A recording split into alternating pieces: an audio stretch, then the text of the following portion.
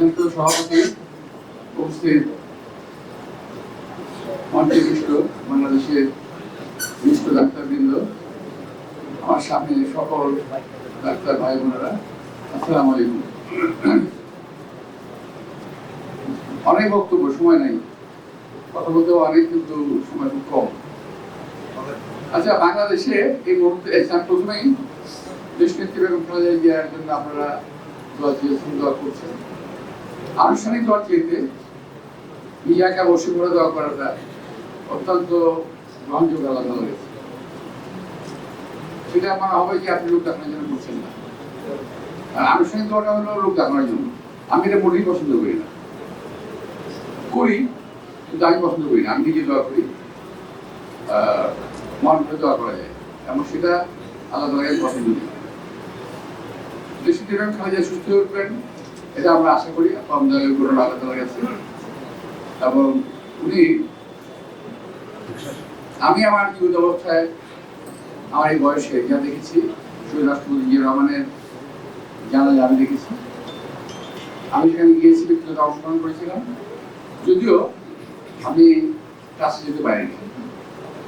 মানিক মিয়ার পশ্চিম প্রান্তে ছিল না ডেপুটি, আর আমি ছিলাম একেবারে সামনের কাছাকাছি লাগে, অর্থাৎ ওখানে আর কোনো পৌঁছানো সম্ভব হয়নি।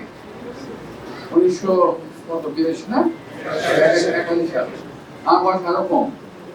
এখন তো পারতামই না, তখন তো চেষ্টা করেছি। আমি গেঞ্জি আর বাজা পরে গিয়েছিলাম, সাহস করতে পারিনি। ওই সময় আমার আবার অ্যাপ্লিকেশন অপারেশন হয়েছিল।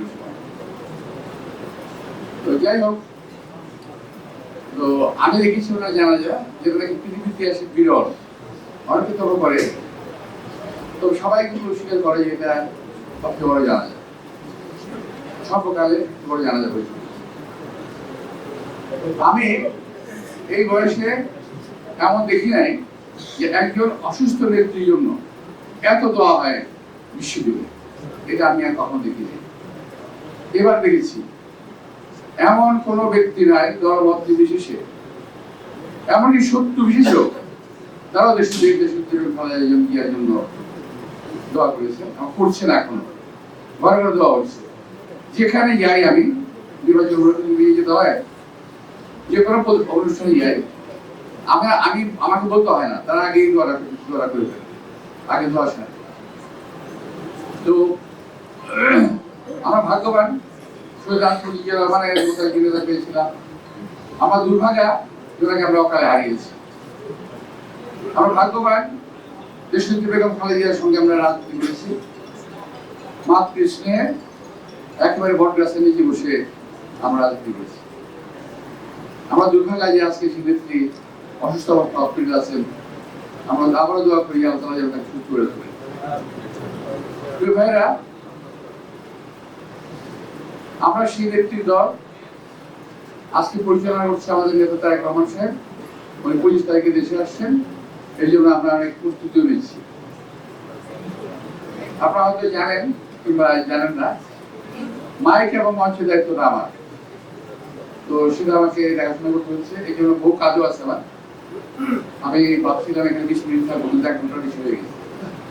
আমার পক্ষে কদিন থাকবে আমি বলতে পারছি না, তো আমি সংক্ষেপে শেষ করে চেষ্টা করবো। আমি একটা বিষয়, আমার আরেক ছোট ভাই বক্তব্য রাখছিলাম, আমি রাগ হয়ে গেছিলাম। আমি আমার কথা বলার পরে রাগটা বোধহয় কমে যাবে। শহীদ রাষ্ট্রপতি জিয়া রহমানের শিশু তো আমরা, তাই না? আমি সরাসরি ওনার সঙ্গে আমরা রাজনীতি করার সুযোগ হয়েছে, বয়স কম ছিল, কিন্তু আমি সরাসরি ওনার সঙ্গে কথা বলেছি। ওনার ধৈর্য দেখেছি, ওনার রাগ দেখেছি, ওনার কথা বলার ভঙ্গি দেখেছি, ওনার নিয়মতান্ত্রিকতা আমি দেখেছি। উনি কখনোই বক্তৃতার সময়, যেমন বলা হয় না যে মানে মাননীয় সভাপতির পরে এখন বক্তব্য রাখবেন বিক্রম মুখ ভাই, স্বাধীন মুখ ভাই, আরো অনেক বক্তৃতা হয়, যেটা আমার ছোট ভাই বলতেছিল, বলা হয় না, উনি একেবারেই পছন্দ করতেন না। উনি পরিষ্কার বলে দিতেন, শুধুমাত্র অ্যাড্রেস করবার দুজন ব্যক্তিকে, একজন হলো সভাপতি, প্রধান অতিথি, শেষ। এর আগে পিছনে কোনো বিশেষণ লাগানো যাওয়া দরকার নাই। বুঝতে পারছি? আর আল্লাহর কি ইচ্ছা, আমি কিন্তু সে অভ্যাসে অভ্যস্ত হয়ে গেছি। আমি বলতেই পারি না, সত্যি কথা বলতে। আমি ওই যে বিশ্বাস দিয়ে বলে না, বীর বাহাদুর মুখ সুমুখ সুমুখ এই করছে সেই করছে, তো আমি পারি না ভাই, সত্যি কথা বলতে। ওখান থেকেই অভ্যাস হয়ে গেছিলাম। ওনার কাছ থেকে শোনার পর থেকেই আমার অভ্যাসটা হয়েছে। তো এই জন্যই আমি তাদেরকে শেখার জন্য বললাম যে কখনোই এতে কি হয়, অন্যান্য অতিথিদের যেমন সময় নষ্ট হয়, বিরক্ত হয় তারা। তো এই জন্য তোমাদেরকে বলছি, মাননীয় সভাপতি, প্রধান অতিথি, এর বাইরে বিশেষ প্রয়োজন থাকলে, কারণ আমাদের আবার অনেকে রাগটা হয়ে যায় নাম না বলতে, এটাও ঠিক না। যদি আমি আজকে আমি যদি ওর নাম বলি তো ডোনার রাগ করবে, ডোনার নাম করলে আবার রফিক রাগ করবে, হয়ে যায় আমাদের। এটাই হলো আমাদের অভ্যাস হয়ে গেছে। তো এই অভ্যাস থেকে আমাদের বেরিয়ে আসতে হবে, কেউ রোমান্টিক রাজনীতি করতে হবে, এবার তাকে যাবে না। কে কি মাইন্ড করলে করতেই পারে, তো সবসময় মনে রাখতে করা সম্ভব না। যাই হোক ভাইরা, আমি বিশ্বাস করি যে আপনারা যারা এখানে আছেন, আমার ডাক্তার ভাই, ছোট ভাই, বড় ভাই অবশ্য কেউ নাই, আমার ছোট ভাই সব যারা আছো তোমরা এখানে, আগে নির্বাচনগুলোতে আমার এই ড্যাবের ভাইরা যেভাবে নির্বাচন করেছে, একবার স্মরণীয় এটা। কারণ সব 18 বছরের গ্যাপ হয়ে গেছে। আমার সেই ভাইরা যদি এখন থেকে থাকেন ঢাকায় কিংবা এখানে, তারা হয়তো সেটা মনে রাখতে পারবেন, না থাকলে কেউ জানবেন না যারা কিভাবে বসে। সকাল থেকে দুপুর, দুপুর থেকে রাত, কখন কোথায় খাইলো কোথায় খাইলো না, যাবার সাথে দেখা হলো কিংবা হলো না, কিচ্ছু আমি জানতো অক্কা করে নেই। নিজের মতো করে তারা পরিচালনা করেছে, গ্রুপ করে একটা ওয়ার্ড ধরেছে তারা, এই ওয়ার্ডটা শেষ করবো আমরা একদিনের মধ্যে, দুদিনে। সেই ওয়ার্ডটা প্রত্যেকটি ঘরে ঘরে তারা গেছে। এবং ওই সময় কয়েকজন মেয়েও ছিল ডাক্তার, আমার যখন মনে পড়ে, আমি যখন সর্বশেষ নির্বাচন করি, মানে ভালো নির্বাচন 2001 সালে, 1 সালের পর কোনো ভালো নির্বাচন হয়নি। 18 সালে নির্বাচন হয়েছিল।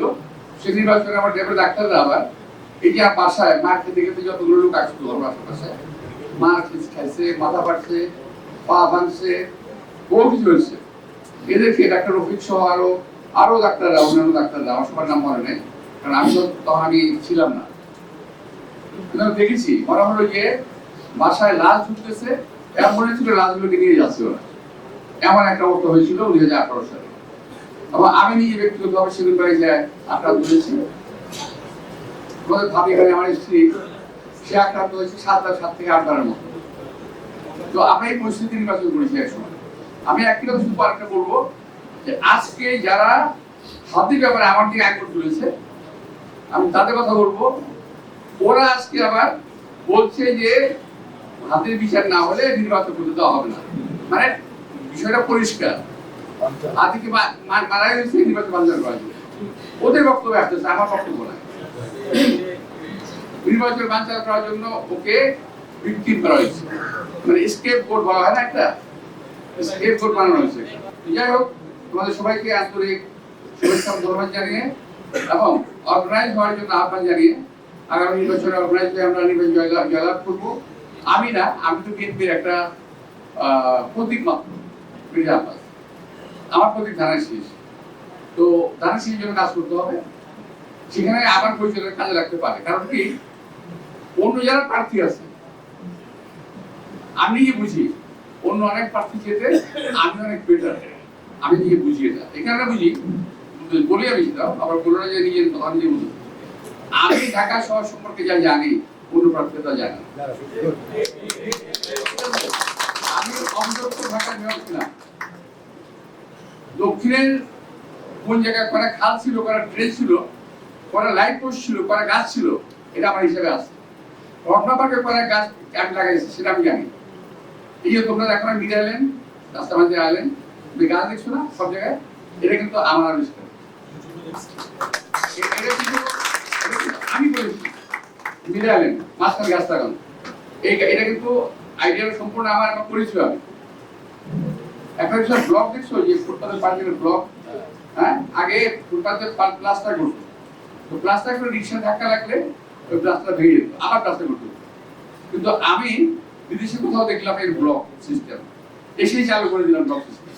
ফলে আমাদের আর্থিক ক্ষতিটা আমরা কম হতে, এই যে অসামান্য ওষুধ দেওয়া যায়, ফগার মেশিন দুয়াবার দেওয়া যায়, এটা কিন্তু আমি এনেছি বিদেশ থেকে প্রথম, এটা কেউ জানতো না। সুতরাং আমার সম্পর্কে তোমরা যেটা বলতে পারবা, অন্য প্রার্থীর সম্পর্কে কেউ কিছু বলতে পারবে না, কেউ বলতে পারবে না, তোমরা যেটা বলতে পারবা। এই জন্য কথা বলে দিলাম তোমাদের। কেন আমি আমার কথা আমি বললাম, এবং এটা নিয়ে কেউ তোমার করো না, কিন্তু যেটুকু আমি জানি এটুকু ওরা জানে না, জানলে আমি কোনো কথা বলতাম না। হ্যাঁ, আমার সমবয়সী ঢাকার দক্ষিণ থেকে আরেকজন দাঁড়াতো, যদি আরেকজন যদি দাঁড়াতো এবং অভিজ্ঞ লোক, আমি কথা বলতাম না। এখন যারা আছে কিছুই জানা, কিছুই জানা। ঢাকা শহরে আমি যদি বলি এখন ঢাকা শহরে পানি নামে না কেন, জবাব কেন হয়? যদি কোনো একজন প্রার্থী জবাব দিতে পারে না, আমি নির্বাচন করবো। আর আমি বলবো ঢাকা শহরের পানি, আমি এখন থেকে যখন বৃষ্টি হবে তার থেকে আগে বলছিলাম 24 ঘন্টা, এখন আর 24 ঘন্টা বলতে পারবো না, এখন 24 দিন আমি ঢাকা শহরের জলাবদ্ধতা একদম দূর করে দেবো, একবার থাকতে। কি কারণে কথা বলতে পারি আমি? ঢাকা শহরের খাল ছিল কটা এটা আমি জানি, কোন খাল বন্ধ হওয়াতে কি হয়েছে এটা আমি জানি, ওরা একটু বলতে পারবে না। আমার ভাষায় প্যান্ট ঢুকবে কেন? আমার ভাষায় কখন প্যান্ট ঢুকে কেন? আমি এখানে থাকি শহীদবাগে, এটা ছিল ঢাকা শহরের সবচেয়ে উঁচু এলাকা, সাভারের পরে আমার এটা ছিল উঁচু, সেই বাসায় এখন হাঁটু পানি হয়। কেন হয়? সমস্ত খালগুলো বন্ধ হয়ে গেছে, লেকগুলো বন্ধ হয়ে গেছে, পানি যাওয়ার রাস্তা নেই, পানি যাবে। হ্যাঁ, পৃথিবীর সমস্ত দেশের জলাবদ্ধতা কম বেশি, কিন্তু স্থায়িত্ব কতক্ষণ? কোনো জায়গায় 10 মিনিট, কোনো জায়গায় 20 মিনিট, হাইস্ট 1 ঘন্টা। আমার ঢাকা শহরে যখন পানি জমে তখন কিন্তু 3 ঘন্টা আগে যায় না, 4 ঘন্টা আগে যায় না, 5 ঘন্টা আগে যায় না। অবশ্যই কি পানি রে ভাই? নোংরা পানি। তখন আমার ডাক্তারদের ব্যবসা ভালো হয়ে চলে যায়, সরি প্যাথোলজির চিকিৎসাটা হয়, বেশি হয়, কারণ ওই নোংরা পানিতে গেলে অনেক ইনভেস্টিগেশন করতে হয়। তোমার সবাইকে আন্তরিক শুভেচ্ছা ও ধন্যবাদ জানিয়ে আমার এই প্রলাপ শোনার জন্য আবারও ধন্যবাদ জানিয়ে বক্তব্য শেষ করছি। আল্লাহ হাফেজ।